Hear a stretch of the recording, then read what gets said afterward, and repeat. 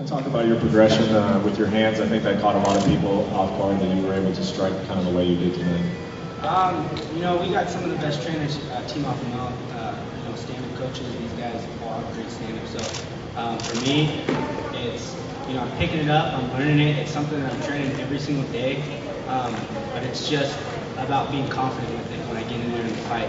And you know, every fight that I fought, each time I'm getting more and more confident with it. And you know, I think tonight it showed. So that's basically what it is. And talk about when the fight did hit the ground. You looked real comfortable just going straight into his guard. You know, some people didn't know if he'd be comfortable falling into his guard like that, because that's definitely his strength. Was there anything that he did that made you uncomfortable, or were you comfortable the whole time then? I was pretty comfortable. You know, he was strong, and obviously he knows what he's doing off his bat.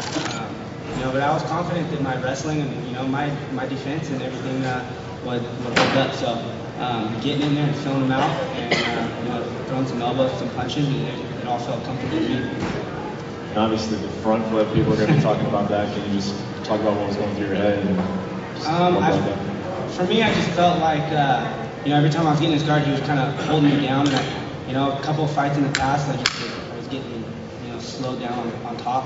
So I wanted to be more active, and you know, he kept holding me down and hanging my arms up. So when I finally did get out, you know, I wanted to pass that guard, and I couldn't. Kept hooking my legs and kicking my knees out. So you know, I just went for it.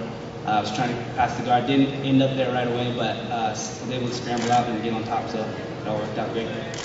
And you had talked about how this was the first fight of your career that kind of became personal, and it seems like you kind of enjoyed that. It seemed to have lit a fire on you. Could you just kind of talk about that? Did you enjoy this whole thing? Oh, I enjoyed it a lot, man. Just, you know, the guy was talking crap. I've never really had an opponent do that up until now.